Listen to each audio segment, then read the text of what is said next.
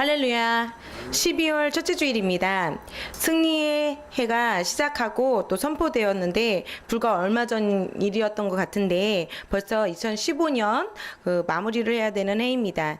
이전 것은 다 잊어버리시고 또 새해 2016년을 맞이할 준비와 또 2015년 주님 말씀 안에서 잘 마무리하시기를 주님의 이름으로 축복합니다. 오늘 글로벌 커뮤니언 서비스가 2015년 마지막 예배가 있는 날입니다. 성령님을 통해서 크리스 오야킬로의 목사님을 통해서 주시는 말씀들을 우리는 받게 될 것인데 오후 4시까지 금식하시기 바랍니다. 그리고 오후 11시 30분에 교회 오셔서 실시간 예배에 동참하시면 되겠습니다. 글로벌 커뮤니언 서비스를 예배를 통해서 여러분이 축복받으시고 또 영의 성장과 여러분들에게 있는 도전들이 더 이상 문제의 산들이 아니라 승리하고 정복하고 승진하며 실패가 없는 더 높은 삶으로 쏘아 올려질 것을 확신합니다.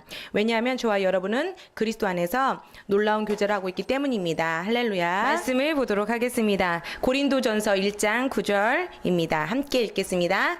너희를 그의 아들 예수 그리스도 우리 주의 교제 안으로 부르신 하나님께서는 신실하시도다. 할렐루야. 교제란 무엇일까요?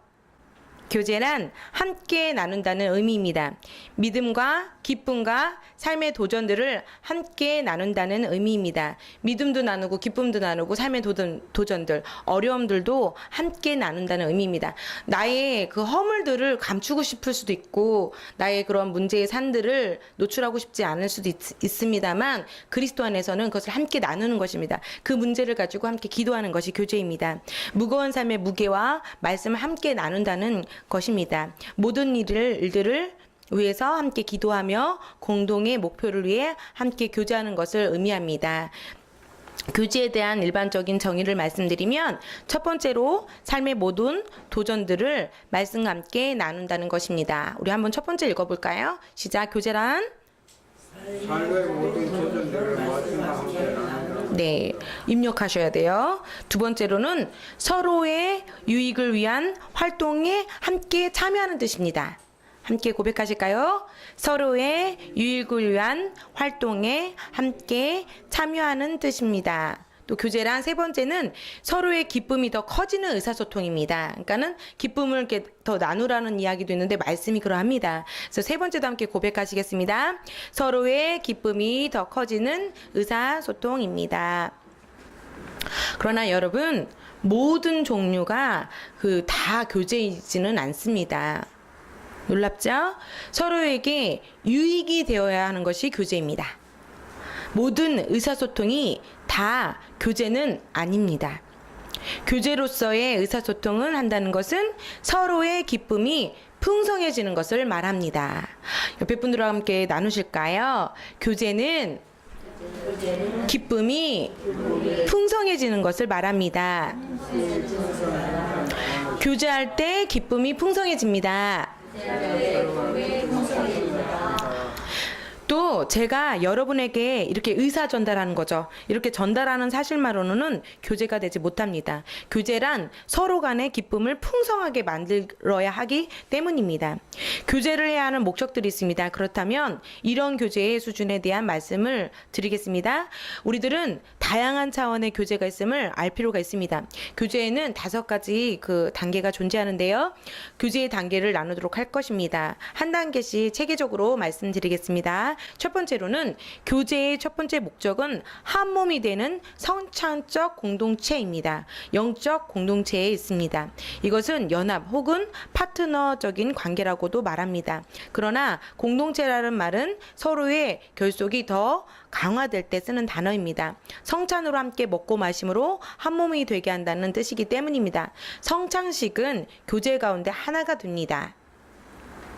하나님 아버지께서 우리들을 아버지와의 교제 속으로 데려가셨다고 성경은 말씀합니다. 따라서 우리는 하나님 아버지와 연합했습니다. 아버지와 함께 마시고 모든 것을 함께 나눕니다. 이것을 나누는 성찬은 주님과의 교감을 이룹니다. 이것은 매우 중요한 교제입니다.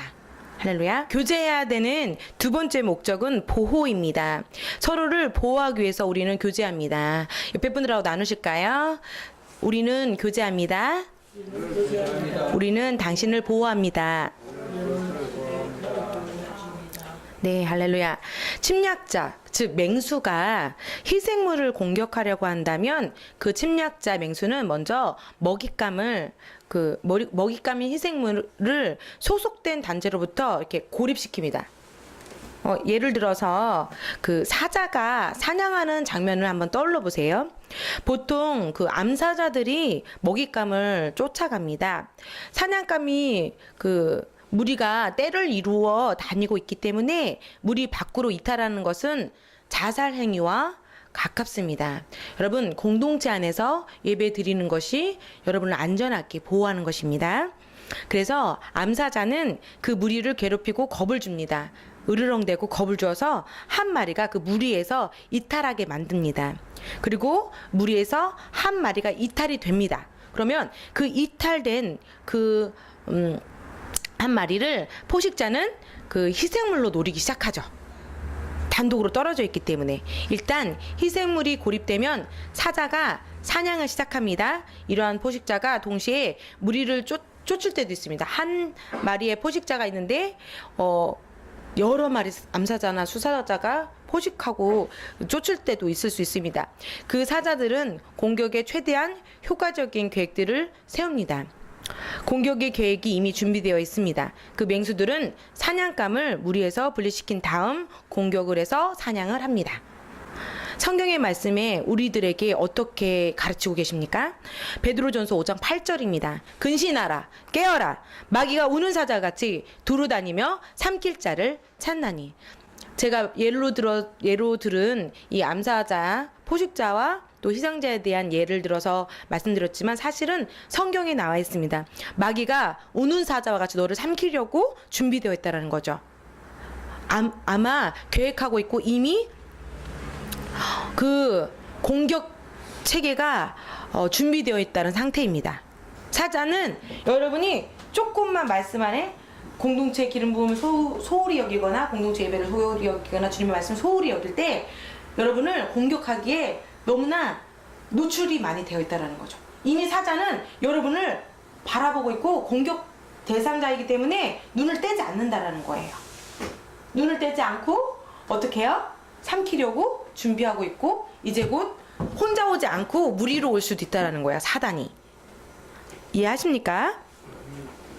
두루다니며 삼킬 자를 찾고 있습니다. 사냥감을 못 찾는 것이 아니라 정확히 노리고 있음을 뜻합니다.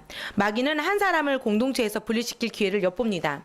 그리고 고립된 그 사람을 사탄이 공략할 수 있는 확률이 높아집니다. 그러므로 교제를 강화해야 한다는 것은 정말 아주 중요한 일입니다. 할렐루야.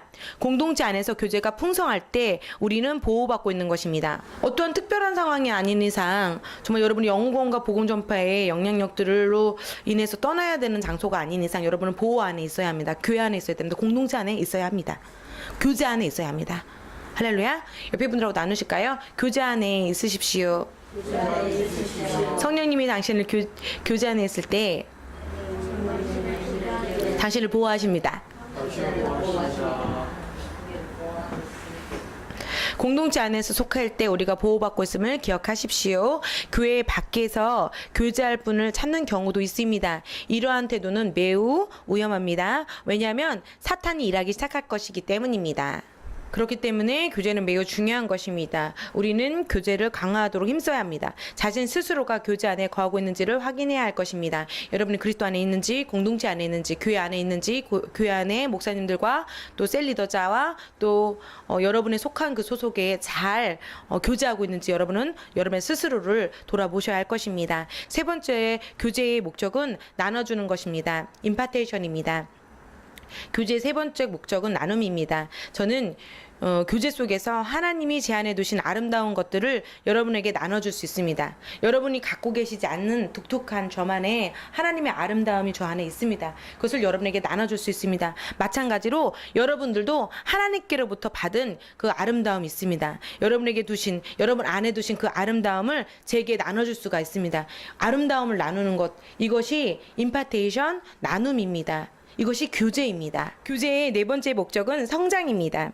교제를 통하여서 우리들은 성장할 수 있습니다. 교제는 성장을 낳습니다. 다섯 번째는 소명의 완수입니다. 교제를 해야 하는 목적에 있어서 가장 위대한 목적입니다. 여러분의 삶에 소명을 완수해야 하는 일입니다. 여러분에게는 하나님의 목적과 계획이 있습니다. 그것을 완성하셔야 합니다. 세 가지 영역의 교제를 또 나눌게요. 성령님을 통한 하나님의 아버지와 아들 예수님과의 교제입니다. 어떻게 교제되는지 보여드리겠습니다. 성령님을 통한 아버지와 그 아들 예수님과의 교제에 대해서 말씀이 증거하고 있습니다. 요한일서 1장 3절입니다. 함께 우리 읽으실까요? 우리가 보고 들은 바를 너희에게도 전함은 너희로 우리와 사귐이 있게 하려 함이니. 성경의 말씀에서는 우리가 아버지 하나님과 아들 예수님과 교제를 해야 한다고 말씀하고 계십니다. 우리가 어떻게 하나님 아버지, 아들 예수님, 그리고 그 성령님과 우리가 교제를 할 수 있을까요? 네, 그것은 성령의 능력을 통해서 가능한 것입니다. 옆에 분으로 나누겠습니다. 당신은 하나님 아버지와 교제할 수 있습니다. 그것은 성령의 능력을 통해서 가능합니다. 네. 성령의 능력에 대해서 이 교제는 성숙한 두 가지 방법을 통해서 일어납니다. 첫 번째는 기도입니다. 기도할 때, 여러분이 영으로 기도할 때 성령님께서는 하나님 아버지와 예수님과 교제할 수 있도록 우리를 도우십니다. 우리가 기도할 때, 특별히 영으로 기도할 때, 방언 기도할 때 성령님을 통해 우리는 하나님과 예수님께 연결되어 교제를 가질 수 있습니다. 물론 방언이 어떠한 언어인지 우리는 알 수 없지만 그러나 분명한 것은 하나님 아버지와 교제하고 있는 것입니다. 옆에 분들하고 나누십시오. 방언하실 때 성령님을 통해서 하나님과 예수님께 연결되어 계시고 교제하고 계십니다.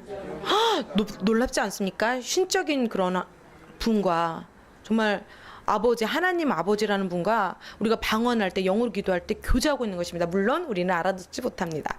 그러나 교제하고 있습니다. 아시겠죠? 예수님께 연결되어서 교제를 가질 수 있는 것이고 교통이 일어납니다. 기도를 하면 서로 기쁨을 낳는 그런 영적 교통으로 우리의 기쁨은 풍성해집니다. 하나님 아버지께서는 우리로 인해 기쁨이 풍성하시다고 스바냐 3장 17절은 말씀합니다. 함께 읽어보실게요. 그가 너로 인하여 기쁨을 이기지 못하시며. 예, 여러분 때문에 진짜 하나님 아버지께서는 기쁘시대요. 여러분 때문에 너무 기쁨이 주체하실 수 없으시대요. 여러분을 보면 너무 기쁘시대요. 하나님 아버지께서.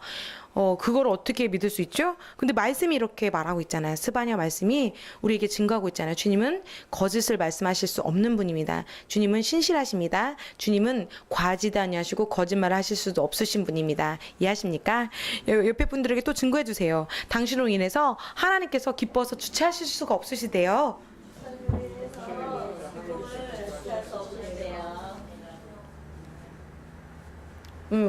옆에서 전하시는데 주님께서 기뻐하시는 이건 교제가 아니라고 아까 말씀드렸습니다. 기쁨이 있어야 된다고. 교제할 때 웃으면서 그렇게 하셔야 된다고 분명히 얘기했는데 말씀에 순종하십시오. 예, 즐거이 부르며 기뻐하신다고 스바냐 선지자는 말합니다.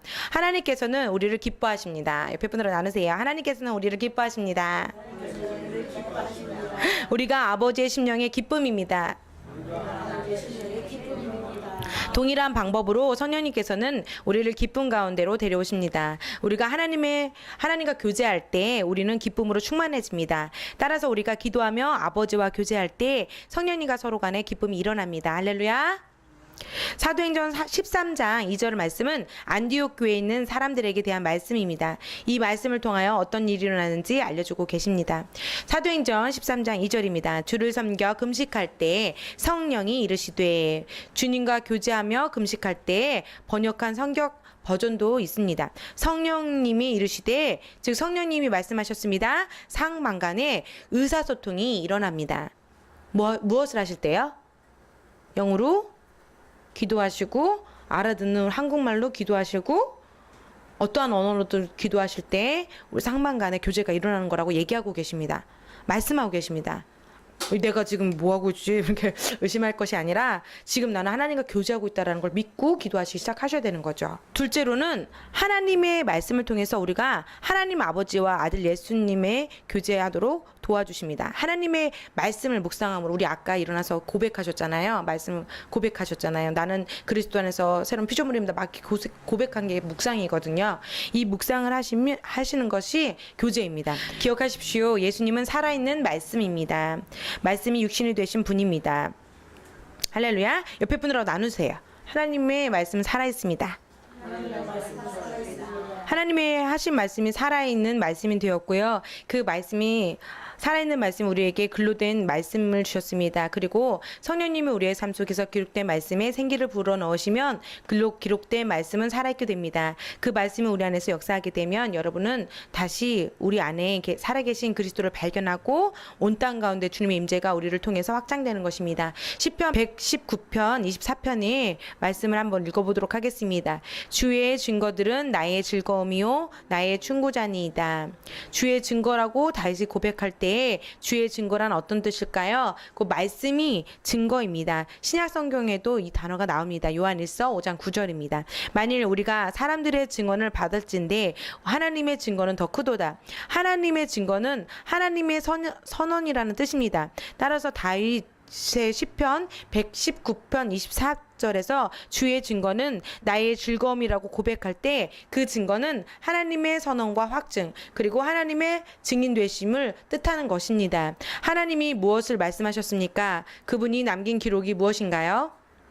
하나님께서 그분 자신에 대하여 뭐라고 말씀하셨나요? 하나님께서는 나와 또 교회에 대하여 뭐라고 말씀하고 계십니까? 하나님께서는 우리에 대하여 어떻게 말씀하고 계십니까? 하나님 아버지께서는 말씀을 통해서 선언하셨습니다. 하나님 아버지께서는 말씀을 통해서 증언하셨습니다. 함께 하시겠습니다. 저는 말씀으로 상담받습니다. 말씀을 공부할 때 지혜와 조언을 얻습니다. 내가 이쪽 길로 가더라도 말씀을 공부하고 말씀을 듣다 보면 제 경로를 바꾸게 됩니다. 하나님께서 이쪽으로 말씀하시기 때문에 나는 이쪽으로 갈 것이라고 고백합니다. 나는 하나님의 말씀이 지시하는 방향으로 갈 것입니다. 말씀에 하나님의 축복이 있습니다. 말씀에 하나님의 권능이 있습니다. 말씀에 하나님의 승리가 있습니다. 말씀에서 나는 하나님의 신실함을 발견합니다. 여러분의 삶 가운데 하나님 아버지의 말씀이 이루어지게 하십시오. 말씀대로 행동한다면 하나님께서는 선을 이루실 것입니다. 그분의 약속이 여러분에게 선이 되게 하실 것입니다. 주님이 하신 말씀이 이루어지게 하십시오. 여러분 안에서 그 말씀이 실제가 되게 하십시오. 하나님께 영광 올려드립니다. 이 교제는 참으로 놀라운 삶입니다.